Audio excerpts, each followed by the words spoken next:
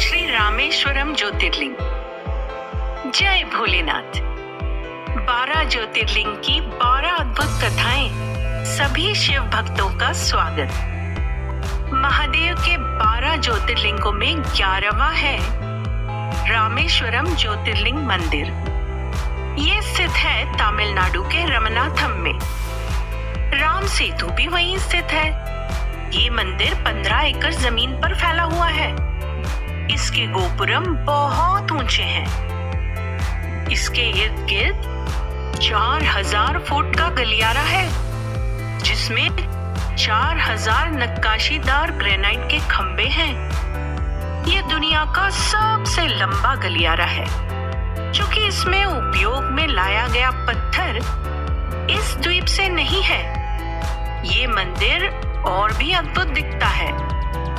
गर्भगृह के अंदर 2 लिंग हैं। एक राम द्वारा रेत से निर्मित मुख्य देवता और दूसरा शिवलिंग, जिसे विश्वलिंगा कहा जाता है, श्री हनुमान द्वारा स्थापित है।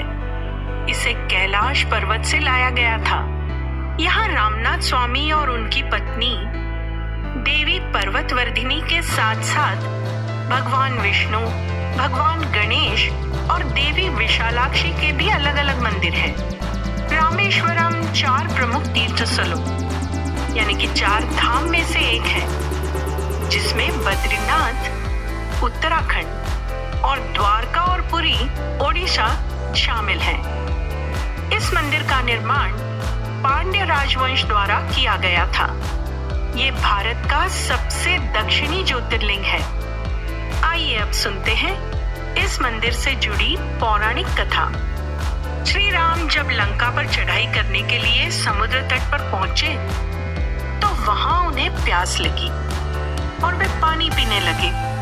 तभी आकाशवाणी हुई, मेरी पूजा किए बिना जल ग्रहण करते हो। आकाशवाणी सुनकर भगवान श्री राम ने तट की रेत से ही वहीं लिंग मूर्ति बनाई और शिव जी की पूजा करने लगे। तभी भगवान शिव जी प्रसन्न हुए और वहां प्रकट हुए। शिव जी ने प्रभु राम को रावण पर विजय का आशीर्वाद दिया।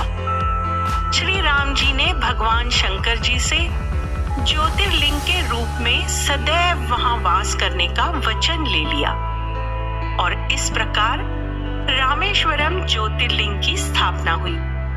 हाँ, एक और कथा यहाँ के विश्वलिंगा से जुड़ी है, जो इस प्रकार है। लंका पर विजय पाकर जब प्रभु श्री राम रामेश्वर पहुंचे, तो रावण की हत्या के पाप का प्रायश्चित करने के लिए भगवान राम ने भगवान शिव से प्रार्थना करनी चाहिए। क्योंकि वहां शिव के लिए कोई मंदिर नहीं था, इसलिए उन्होंने हनुमान को लिंग लाने के लिए भगवान शिव के निवास स्थान कैलाश पर्वत पर भेजा। पूजा करने के लिए शुभ समय निकलता जा रहा था और हनुमान वापस नहीं आए थे। इसलिए सीता ने झट रेत से एक लिंग बनाया, जिसकी राम ने पूजा की। लेकिन जब हनुमान वापस लौटे, तो वे निराश हो गए कि राम ने उनके लिंग की प्रतीक्षा नहीं की।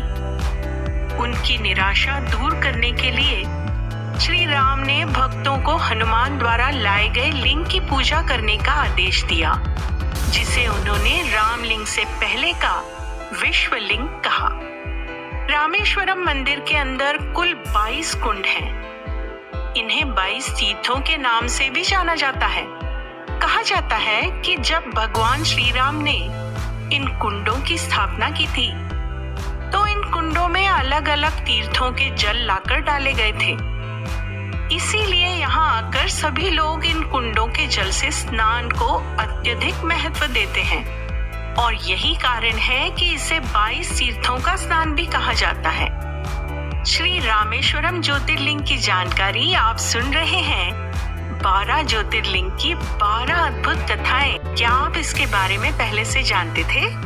श्री रामेश्वरम की ये जानकारी आपको कैसी लगी? हमें कमेंट करके अवश्य बताएं। नमः शिवाय।